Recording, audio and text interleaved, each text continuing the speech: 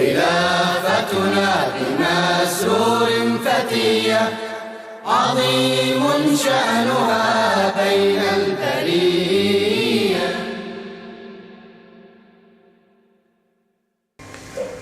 Assalamu alaikum wa rahmatullahi wa barakatuhu, and welcome to another episode of Beacon of Guidance.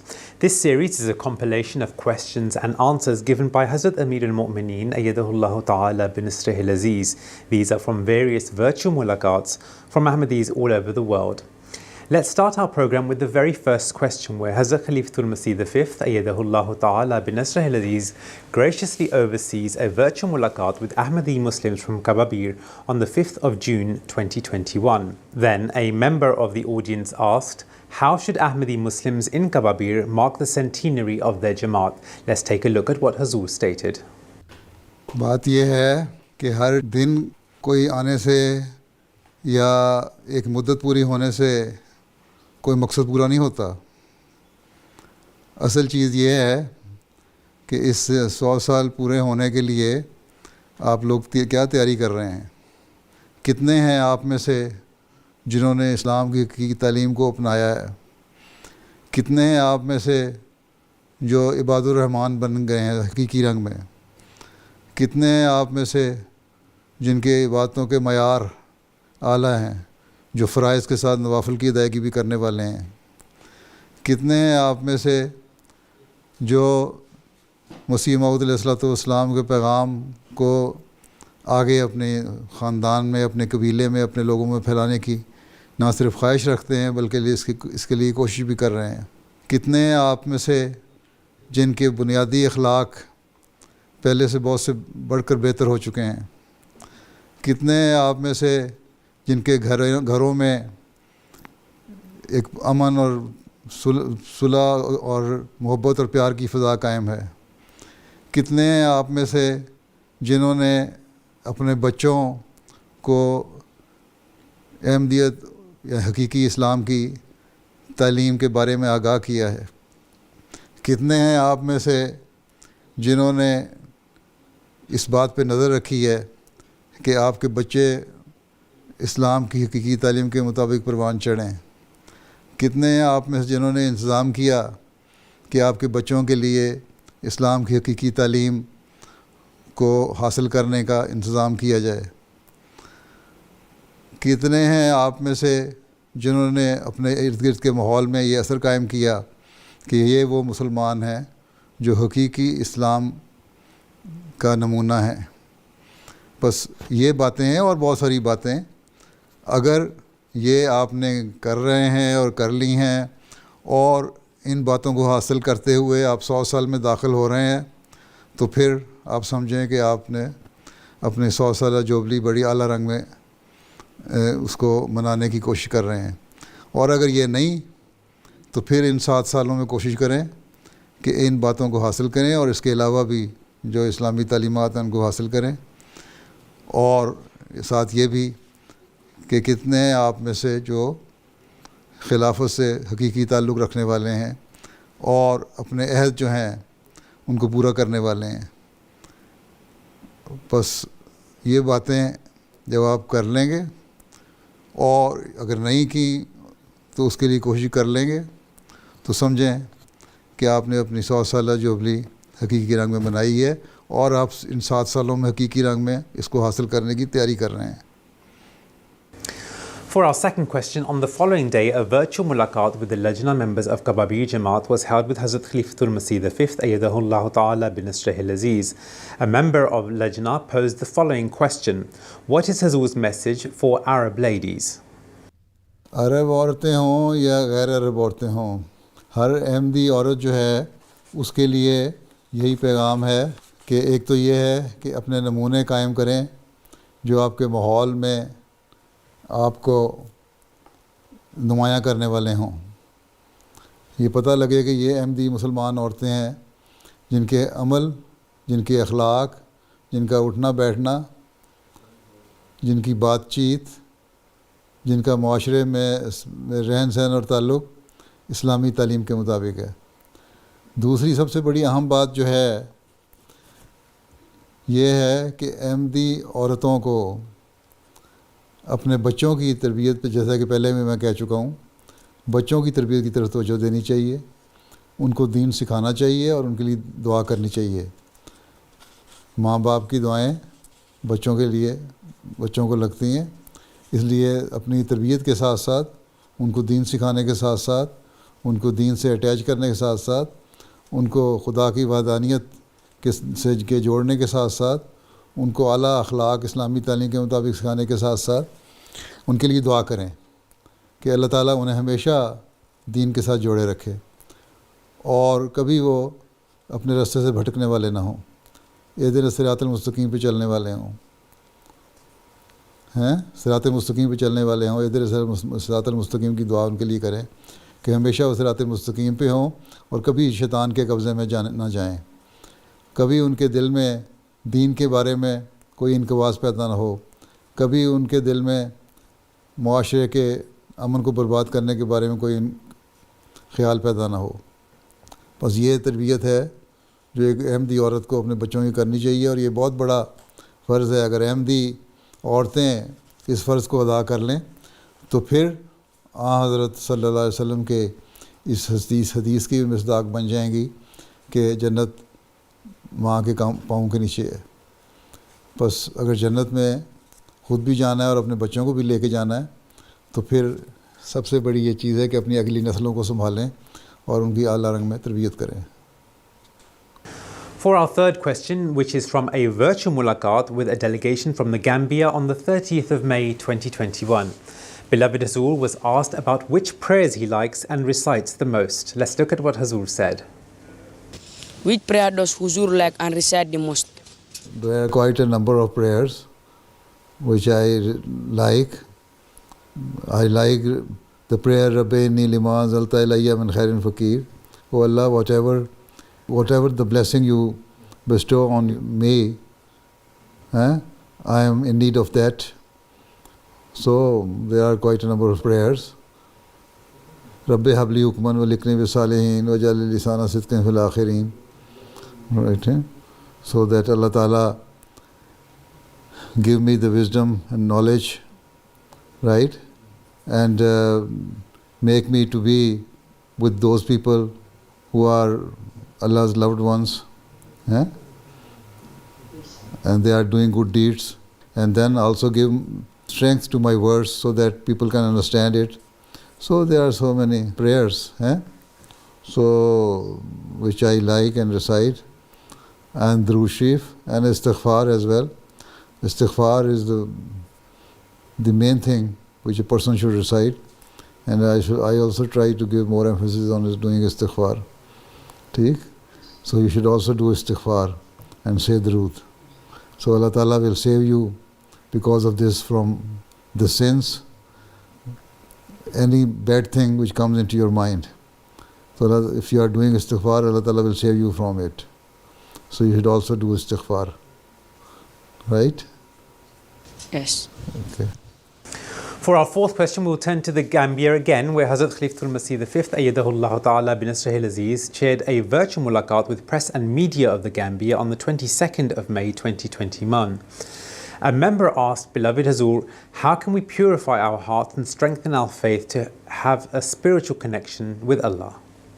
My question is, how can we purify our hearts and strengthen our faith to have the love and the spiritual connection to Allah subhanahu wa ta'ala? The best way is to pray to Allah Ta'ala, that Allah Ta'ala purifies your heart. This is why Allah Ta'ala has asked us to, and even He has shown so many examples in the Holy Quran and given us the prayers in the Holy Quran that you should say, you do istighfar. Istighfar is the best way to purify your heart. Istighfar is the best way to free you from your previous sins and to give you the power to stop committing any sin again. So this is the best way. And then also Allah Ta'ala has asked a true Muslim to offer the 5 daily prayers. So if we are fervently praying in our 5 daily prayers and observing our prayers in the best way, and with full concentration, then we can see that there's a big change in our life. So the best way is to offer 5 daily prayers, seek Allah's guidance, Allah's help to purify your heart, and do istighfar and do Durood Sharif as well, as much as you can. That will also help you to purify your heart and to increase you in your faith and belief.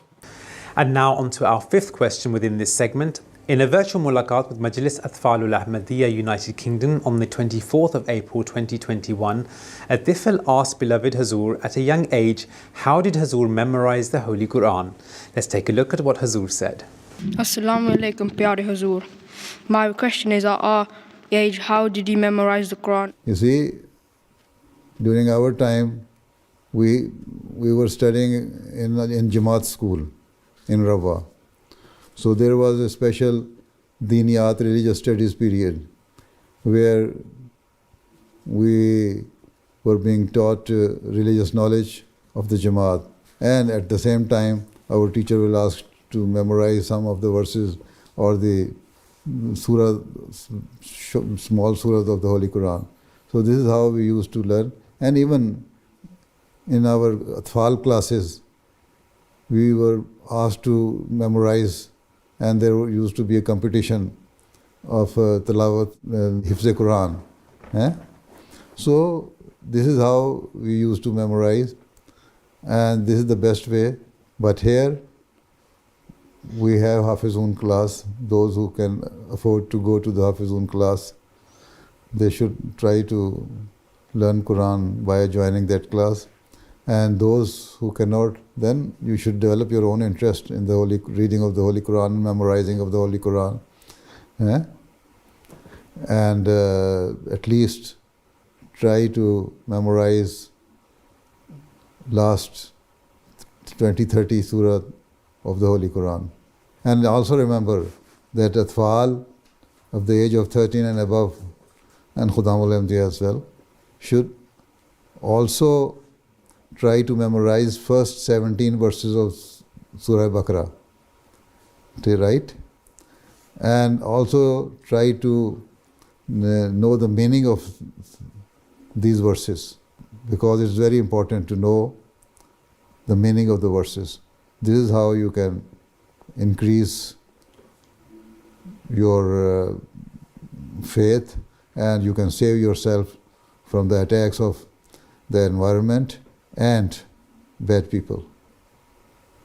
For the 6th question of this segment, Hazrat Khalifatul Masih V, Ayyadahullah Ta'ala bin Nasrihil Aziz, blessed a virtual mulaqat with Lajna Imaila Indonesia on the 3rd of April 2021.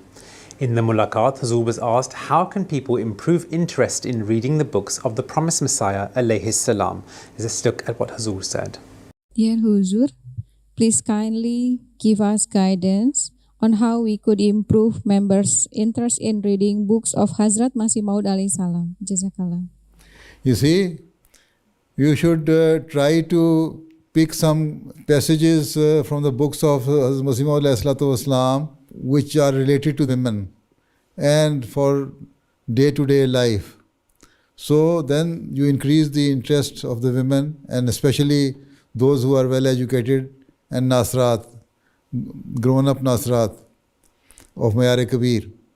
Then they will develop some interest in it.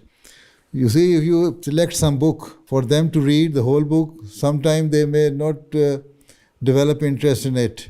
But if you just pick the passages on different subjects from different books, then they will develop their interest to read the books. So once they develop the interest, then they will start reading the other books as well. We'll now move on to the 2nd segment of this program, looking at answers given by Hazrat Khalifatul Masih V, Ayyadahullah Ta'ala bin Nasrihil Aziz, to questions received by Ahmadis from around the world. These questions and answers have been taken from the Al-Hakam's Answers to Everyday Issues column. Someone from Canada wrote to Hazrat Amir al-Mu'mineen Khalifatul Masih V, Ayyadahullah Ta'ala bin Nasrihil Aziz, that he had once stated that the obligation of sacrifice or qurbani is only upon those who perform Hajj. He asked, if someone does not go for Hajj but has the means to offer a sacrifice, is it that not obligatory upon him? Huzur Anwar, in his letter dated the 9th of July 2022, provided the following answer to this question. Regarding the sacrifice on Eid al-Adha, it is important to remember that the Holy Prophet ﷺ would perform the sacrifice annually with great regularity, whether he had performed Hajj or stayed in Medina. At times, he even sent his sacrificial animals to Mecca from Medina with others for the purpose of the sacrifice. Hazrat Aisha radhiyallahu ta'ala anha recounts that Allah's Messenger ﷺ had sent his sacrificial animals to Mecca with her father. Similarly, Hazrat Abdullah bin Umar radhiyallahu ta'ala anhu narrates that the Holy Prophet ﷺ stayed in Medina for 10 years and performed the sacrifice every year.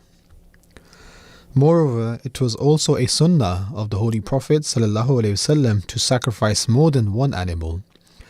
Hence, Hazrat Abu Huraira radhiyallahu ta'ala anhu relates that when the Holy Prophet ﷺ wished to perform the sacrifice, he would buy 2 rams that were fat, horned and castrated. He would then slaughter one on behalf of his ummah and the other on his own behalf and on behalf of his household. The Holy Prophet ﷺ also emphasized to his companions the importance of sacrifice on various occasions. For instance, it is narrated by Hazrat Mikhnaf bin Sulaim radhiyallahu ta'ala anhu that the Holy Prophet ﷺ said, O people, every household should perform a sacrifice every year. Similarly, it is related by Hazrat Abu Huraira radhiyallahu ta'ala anhu that the Holy Prophet ﷺ declared, whoever despite having the means does not offer a sacrifice should not come near our place of prayer. In addition to this, the Holy Prophet ﷺ also instructed Hazrat Ali radhiyallahu ta'ala anhu to perform the sacrifice on his behalf every year. In light of these narrations, some Islamic jurists, fuqaha, including Hazrat Abu Hanifa rahimahullah alayhi, have deemed the sacrifice of Eid al-Adha to be obligatory, wajib. Moreover, the promised Messiah alayhi salatu wasalam has also declared sacrifice as obligatory, farz, for those who can afford it. Hence, a gentleman presented a query to the promised Messiah alayhi salatu wasalam as follows. I had allocated a modest sum as my share in an animal sacrifice. However, due to my being Ahmadi, I was excluded from that share. Would it suffice as a sacrifice if I donate that amount to the Miskeen Fund, i.e. a fund set up for the poor in Qadian? In response, the promised Messiah ﷺ stated, a sacrifice is accomplished only by actually partaking in the slaughter of an animal.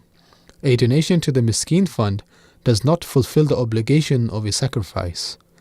If the amount you possess is adequate for the procurement of a goat, then proceed with the sacrifice.